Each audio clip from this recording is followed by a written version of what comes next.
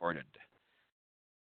Perfect. Well, thank you and welcome to our Ottawa Prism Award information session. I just wanted to kind of start by giving a bit of context around the Prism Award. And Joanne, I'm not sure if you've already seen this, and Marielle and Nicolas, but basically the Prism Award is actually a Canadian fabric. It is something that the ICF Toronto has actually invented in 2000.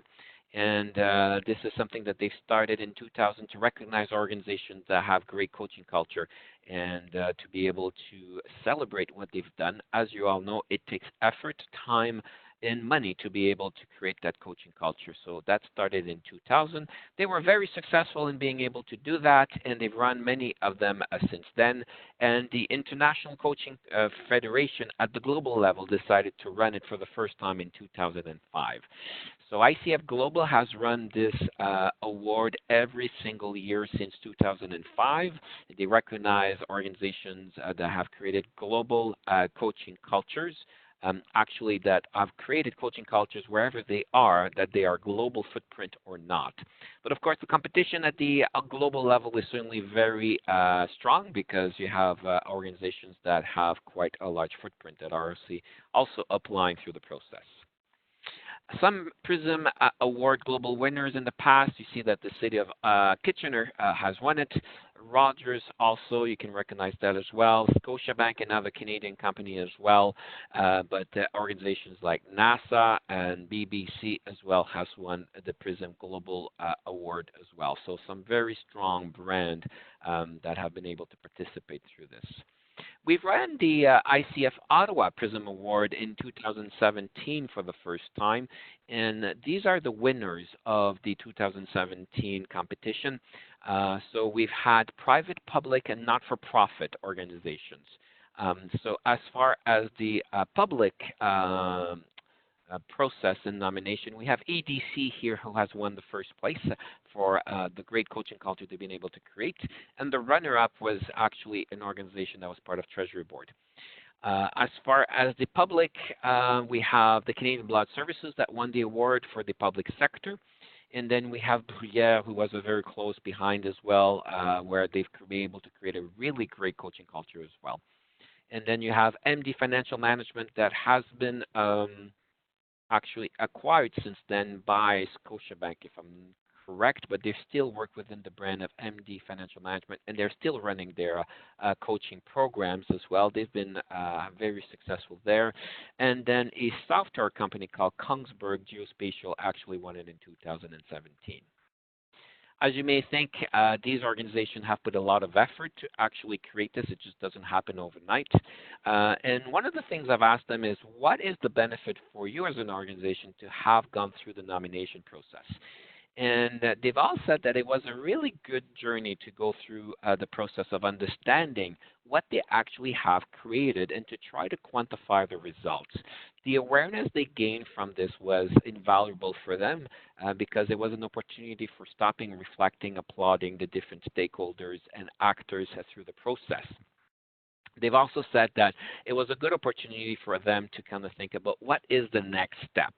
Of course, to be recognized locally from the ICF chapter was also a great opportunity for extra visibility.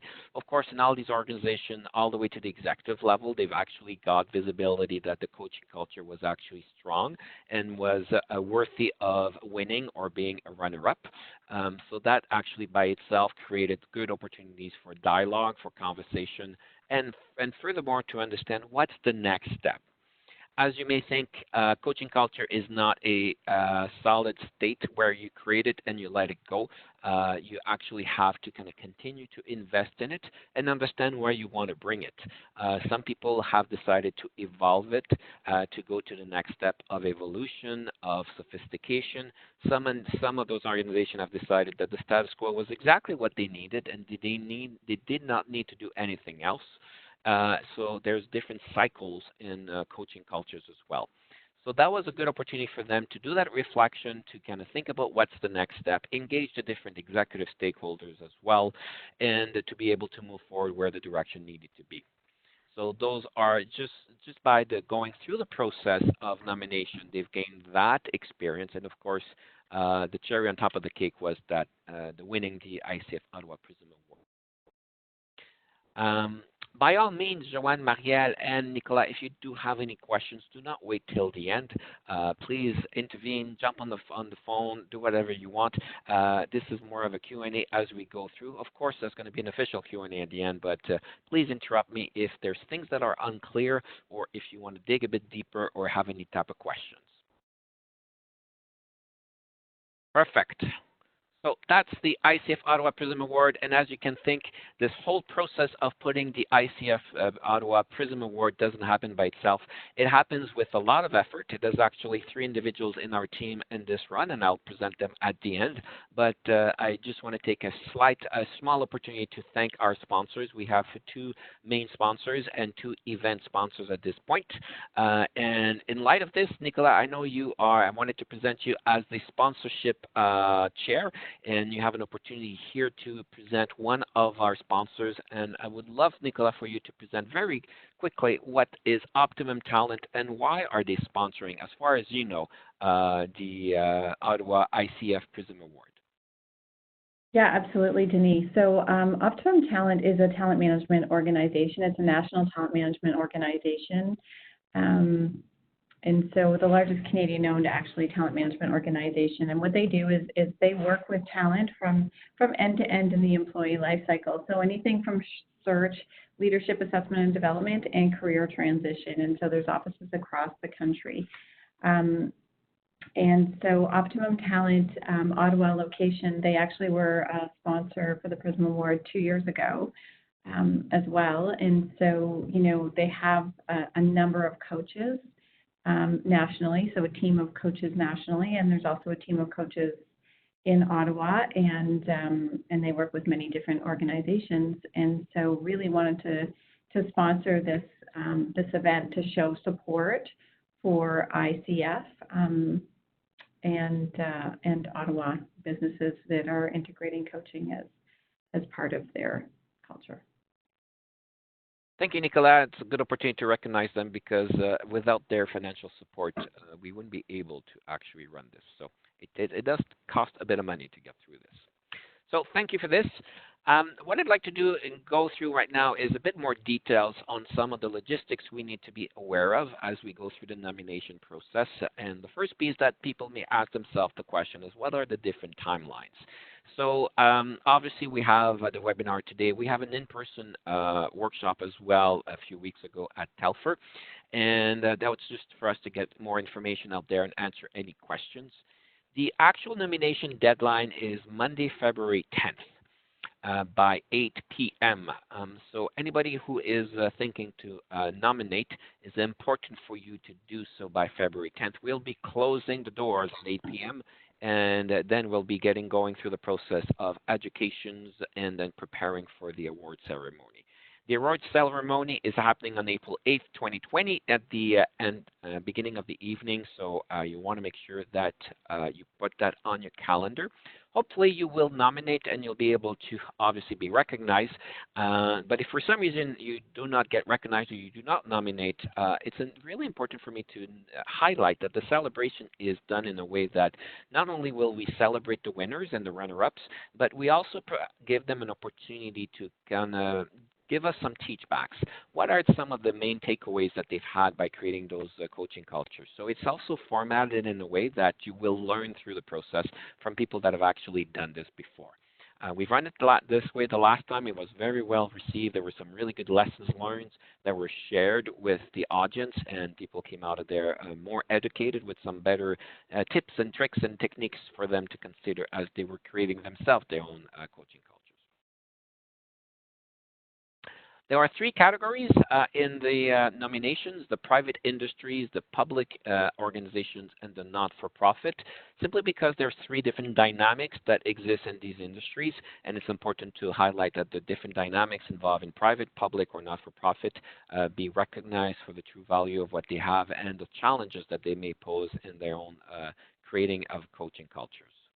A few terms and conditions that we would like to highlight.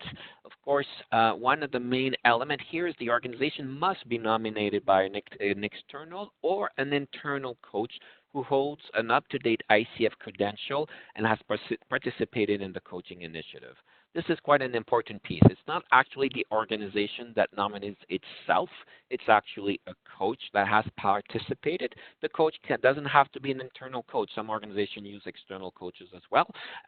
So you can have either an external or internal coach as long as they participated in the process or active participants in the coaching initiatives, and of course that they have an up-to-date ICF credentials. During the nomination review, the coaching sponsor or suitable designee will be prepared to provide the panel of judges with additional or clarifying information about the coaching initiative. This is really useful if there's a very strong component at the education process where there's maybe some very tight, nominations, and the judges do want to have more information. In the first run, that was not required. We did not require to kind of reach out and ask for the questions, but it is important to understand that this might happen. And actually, it's a good sign if it happens because that means you're like really close and we need to have some clarifying answers. The coaching sponsor or suitable designee is willing and able to discuss the winning or honorable mention initiative in a panel conversation for a local business event.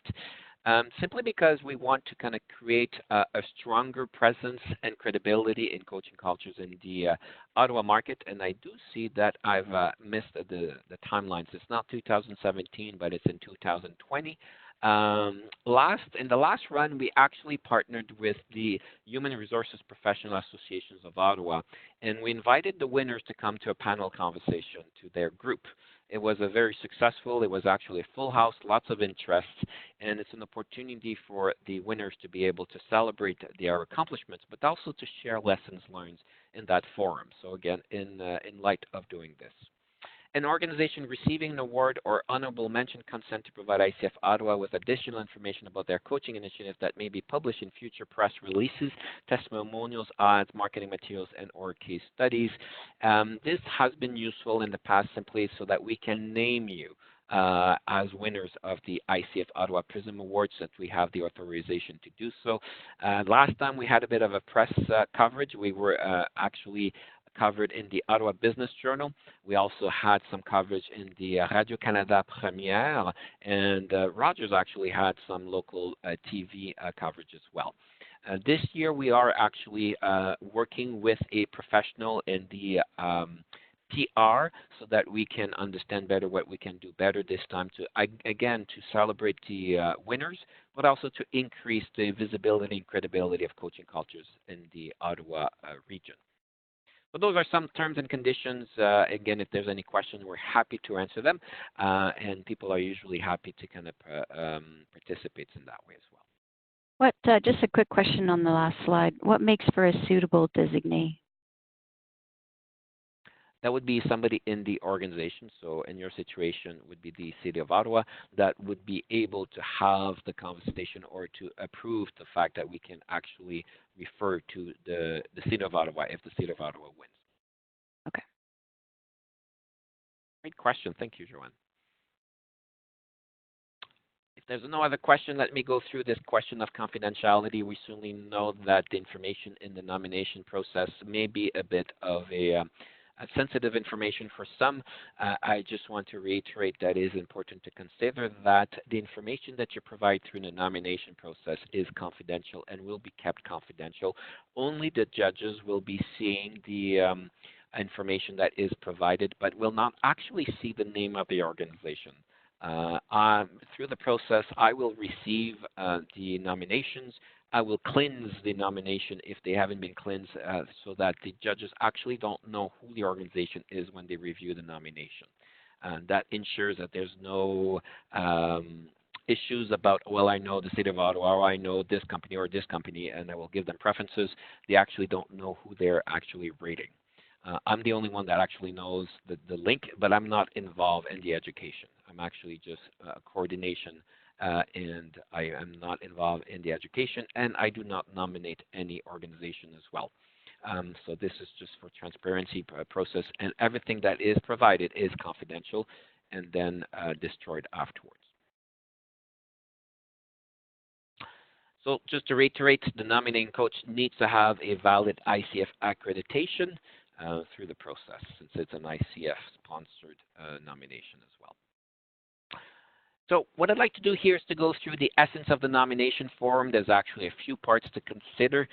You will have access to the nomination form. It's actually accessible in our website to the ottawacoaches.ca. You have a place there where you can click on Prism, and then you'll have an opportunity to kind of download the nomination form there. But I'm just going to go through some of the elements here so that we understand the different parts.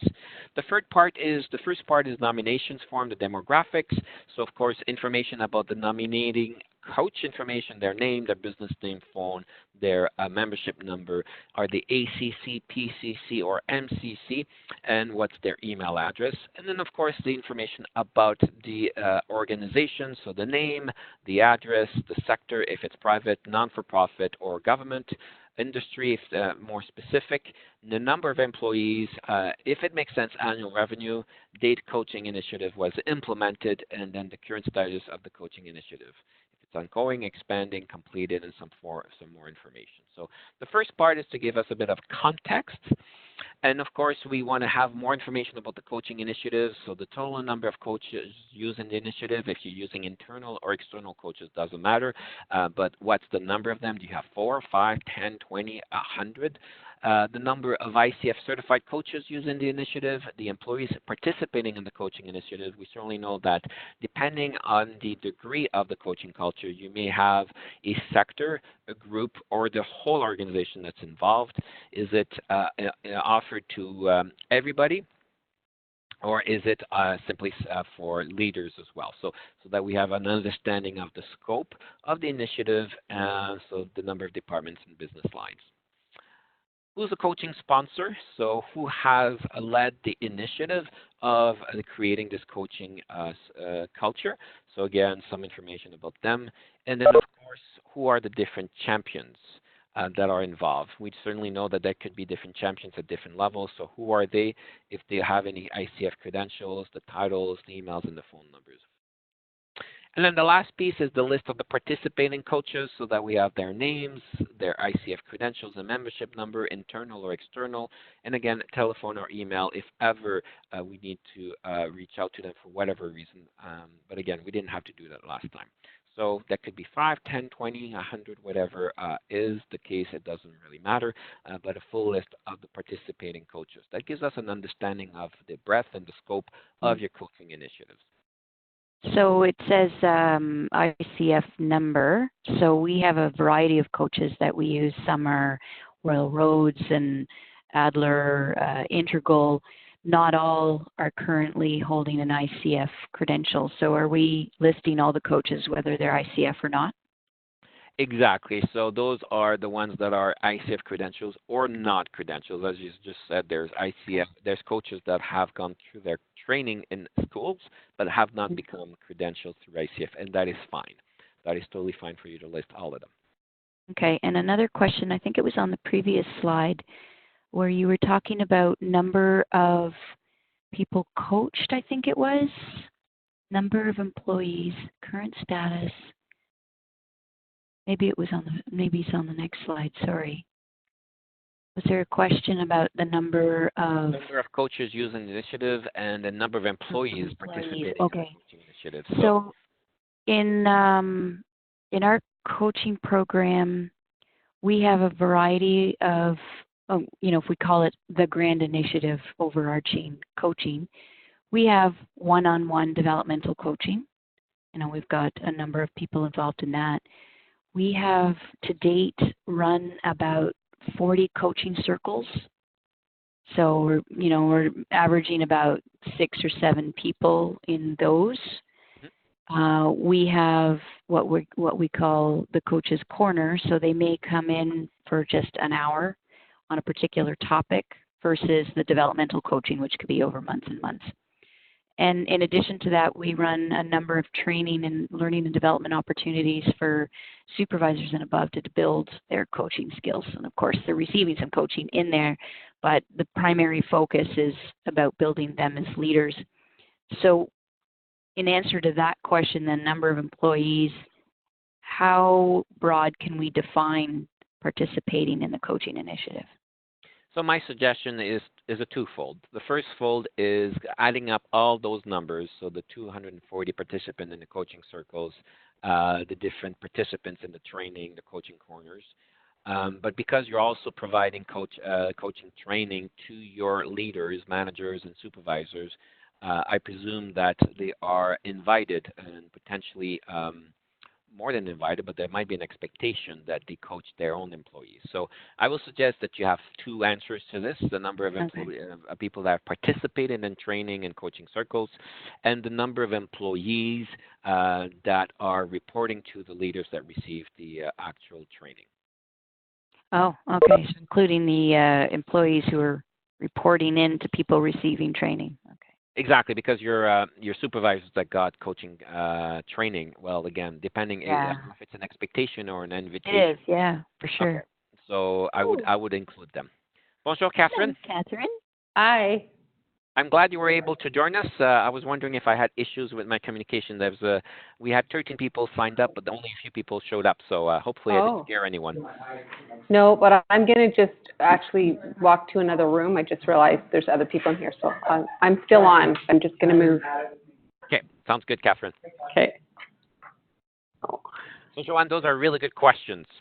Any other And then questions? I guess I would ask, or add to that, we're just launching, or about a year into launching a 360 process with all of our managers and above, which includes some, 4 or 5 hours of coaching. Some of them go longer, but about 50% of those involved in the 360 go longer than that. So with that, would that be like a third mention? Exactly. So again, I would include it in the first fold, in the first number, because they have been directly impacted by training, by coaching initiatives. So I would include them in the first number. Okay.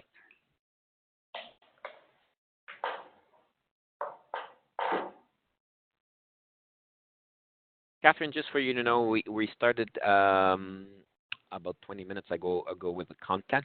I'm just going through the application form right now, and Catherine, I'll be more than a pleasure for me to either go back at the end of the workshop to kind of go back what we missed. This is also being recorded, so you'll be able to access it as well at a later time. Oh, that's great. Thank you. I knew I was going to be late, so I had asked Joanne to take some notes for me. But if I can watch it later, that's wonderful. Thanks. And I saw Joanne take copious notes. She was writing like crazy. I was wondering why was there so much detail. So that's all good. So Joanne, some very good question here. Okay, so part number 2, we talk about detailed evaluation criteria. There's really 4 different pieces we'd like for you to kind of give us some information. So the first part is standards, strategy, sustainable impact. Those are the 4 different elements. So the first element with standards, what we mean by standards is what are the standards that you have created in your coaching culture for you to say, we're coaching. So there's different organizations that have created different type of standards. Do you need to have coaches that are ICF credentials? Do you need to have leaders that have gone through a very specific level of training? Do you have some standards that involve some coach monitoring, some coach mentoring, some coach observation? Do you provide a specific level of feedback into the coaching abilities of the leaders that have been trained? So there's many different ways to kind of ensure that there's standards involved. As you may know, it's not because I took a workshop that I'm now a coach. How do you make sure that the coaching is of good quality moving forward? And how do you develop to get to that quality, and how do you sustain it? What are the strategies that are involved in one creating the coaching culture, but how does it also align to the strategic initiative of the organization? We certainly know that coaching cultures are not a status quo where we have a check mark with a compliment. Really nice. Most organizations actually use coaching to accelerate a strategy or to respond to a need of the organization. So how does that align to the strategic initiative of the organization? The sustainability piece is what's your strategy to ensure that it's going to be sustainable? So again, going back to what I just mentioned, taking a course, having a few observation or feedback is good for the first year, but how do you do that for second, third, fourth, and fifth year? how are you going to make sure that the coaching culture by itself is sustainable? Do you have any processes? Do you have any documentation? Are you including it part of your PMA, your performance management process? Do you have further development opportunities? Do you have monthly emails and documentations that you keep providing to the leaders of the organization, the coaches, to make sure that it is sustainable? The last piece, which is sometimes the most challenging one, is to qualify or quantify the impact. You've created this coaching culture. Congratulations, you put a lot of effort, but what did it give the organization?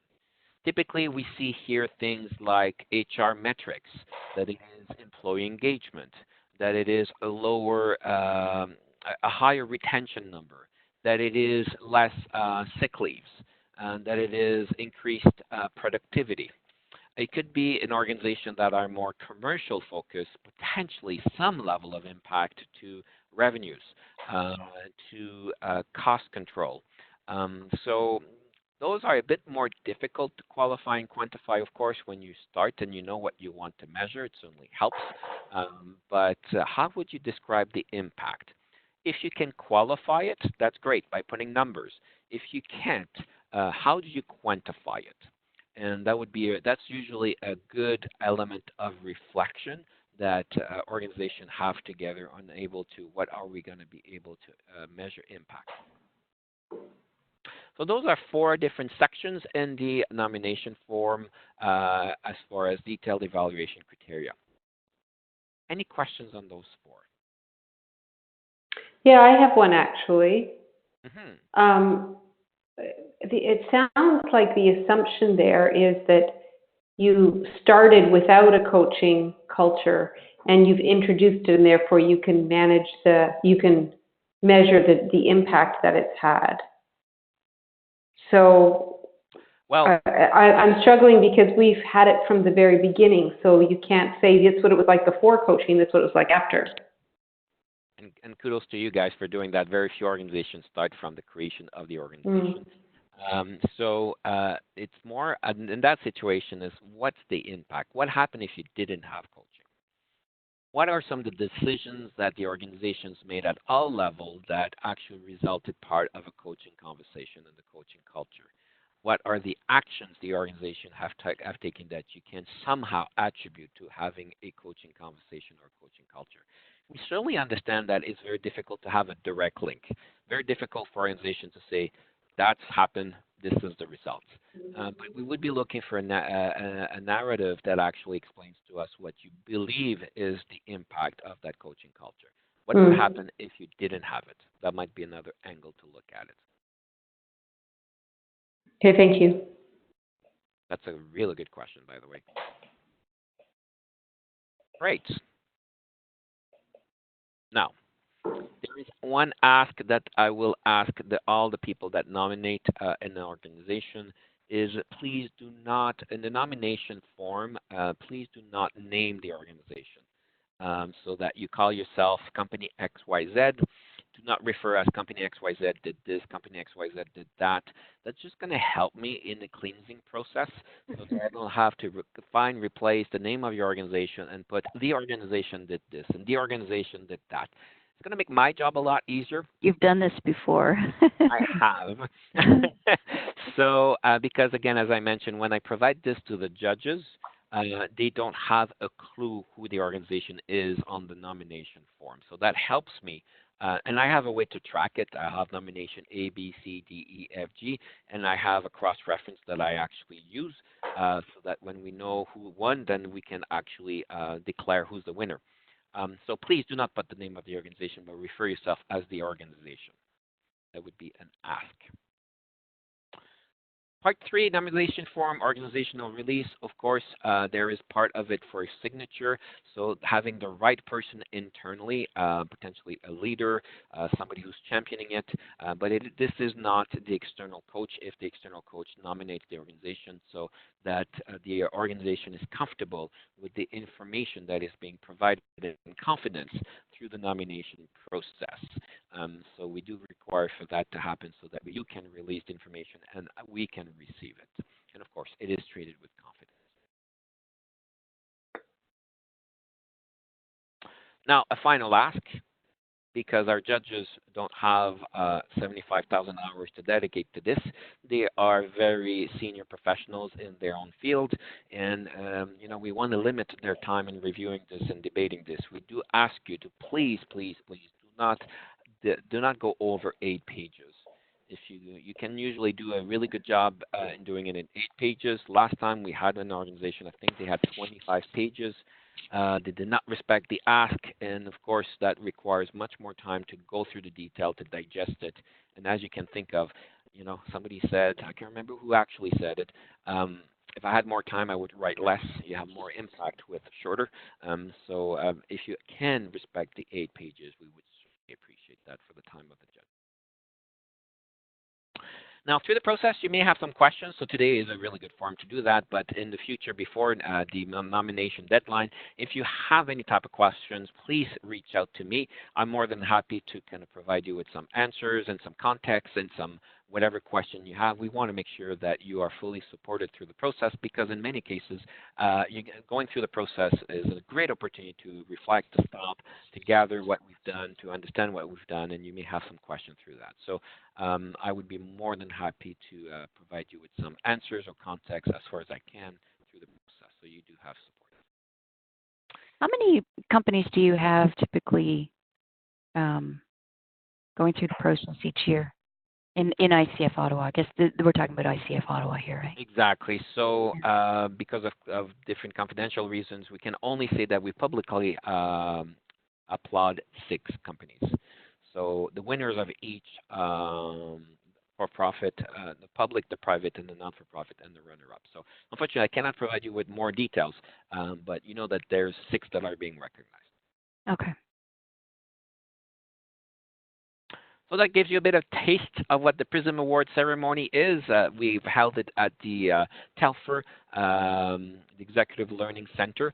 So we have an opportunity to have a bit of cocktails before and some mingles and networking. So those are the 2 first pictures. And then basically we have the presentation and the awards celebration as well that happens in a more formal context as well. The pictures here was last time, which was in the old offices of the Executive Learning Center of the Telfer School of Management. We will be at the new location, which is actually just across the street at 99 Bank. So they have great facilities to host it. So it's an opportunity for us to mingle, to have cocktails, and then to go through the formal stuff. Now, this doesn't happen by itself, of course. I do want to recognize the Prism team. So we have Judy Mouland, who's with us as well. She takes care of all the logistical pieces, the budget, and all of that. For those who don't know Judy is a coach that specializes in I don't want to misrepresent her, but individuals that may have some specific challenges, people that may need some adaptations. I'm thinking about ADD, ADHD, leaders and executives that may need extra help as well. I'm sure it doesn't limit to that, but she's certainly known for that very well.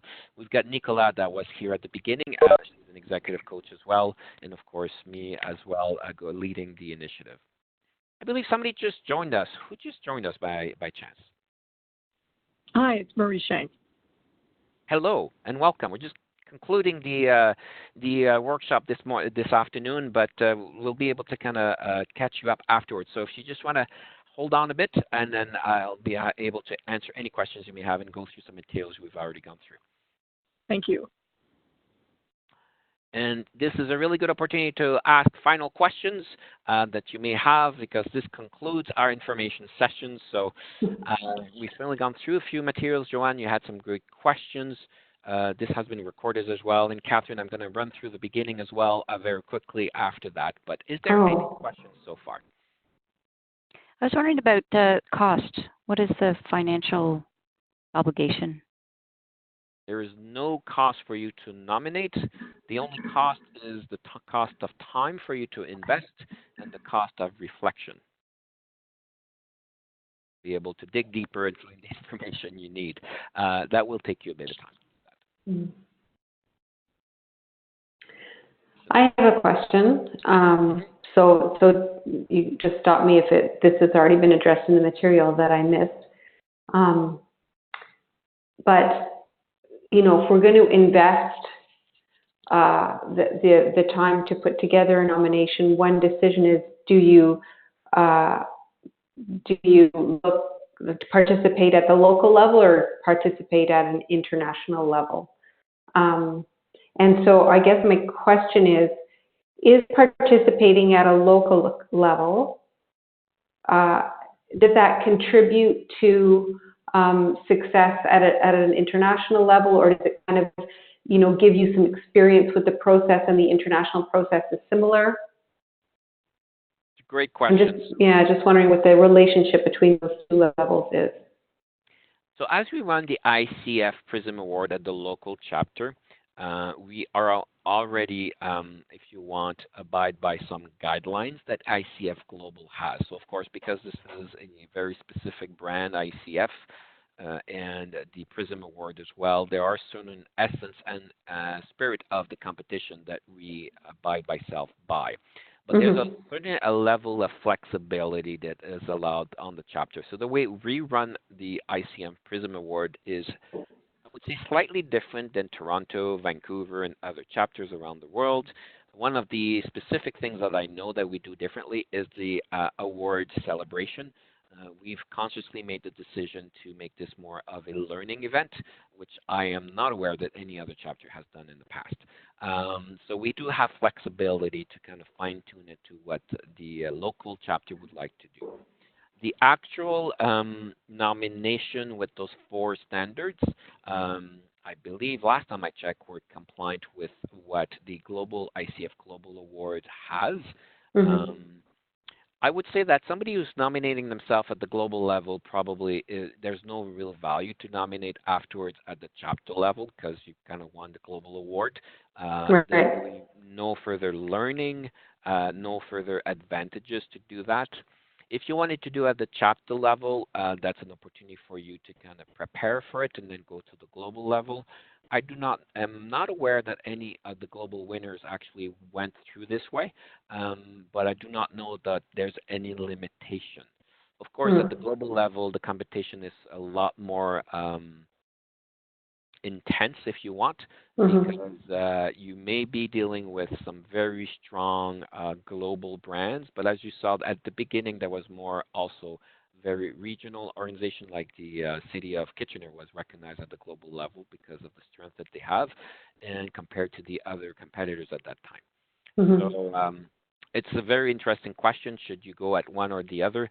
I don't really have an answer for you, but knowing if you're going to the global, obviously you're not going to go to the local. The local may prepare you for that, and you might.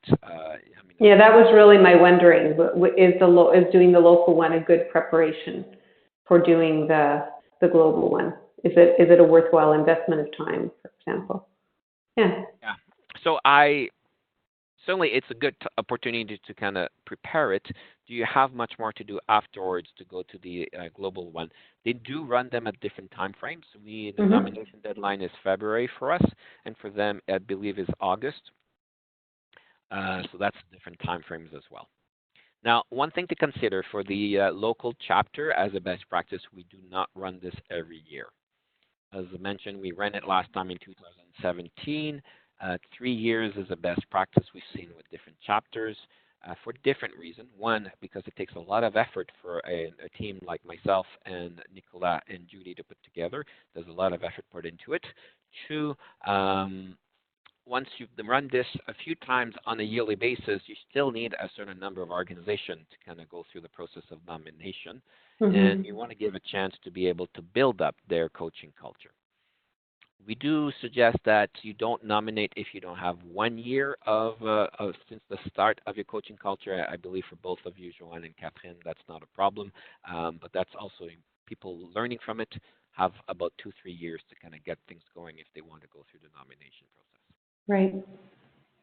So we will not be running this at least until 2023. I can't guarantee exactly, but it depends on who wants to take the volunteer role at that point in time. But we will not be running that. Okay. Great. Any other questions? Sorry, I was on mute.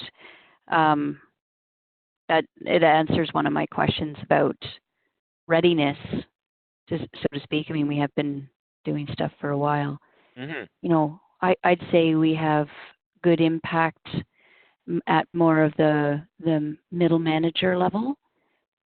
Um, pockets. I mean, we have 1,500 supervisors, so pockets of supervisors. Uh, impact at front line is not there yet. So, you know, one question I have is readiness. How do you know when you're ready? That was one question. And then the other question, you had different categories, profit, nonprofit, and government, I believe it was. Public, yeah. Just one. Yeah, public. So what are you looking for that might be different in those areas? So the context is really different. Let's say for a private industry that might be more focused towards revenue generation than an organization like yours, for example, that's really have different focus about providing value to the citizens and working within budgets and priorities that you have. So the contexts are different, and also it's an opportunity for us to recognize multiple organizations. So if we only recognize two organizations, I think there's value for recognizing the effort in those three categories and have more people to be recognized, because there's a lot of good things that are being done in the Ottawa market, and we wanted to make sure that we recognize multiple as well. Now, as far as the readiness question, again, our suggestion is make sure you have at least a year, which is the case for you, Joanne. I will tell you the ones that won the award, I've had some conversation with them, and some of the feedback they gave me is that, you know, we went through the process, but we have so much more to do and so much more we can do. You'll never get to the situation where you're like there. We've got the whole thing, the whole organization, especially depending on the size of the organization. My suggestion, what I'm hearing from you, from Joanne, I would not hesitate to nominate. I think you have enough already there so you can recognize the efforts and the wins, because other organizations will have the same thing. I mean, we're only here and we'd like to get there, but there's so much more we can do. There will be always much more you can do. That is guaranteed, even for the ones that won the global ones. If you look at, for example, at Rogers, that won the global one a few years ago, they actually won it. Um, they had a very strong case, but it was the call centers that actually were involved in the coaching culture.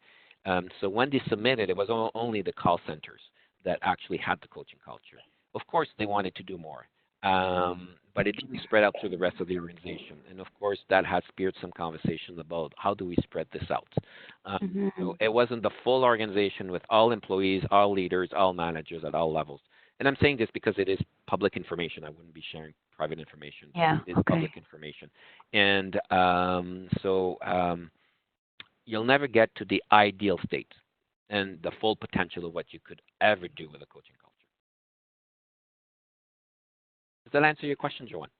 Yes. Thank you. Awesome. Yeah, Any that's helpful for me too. Yeah. Perfect.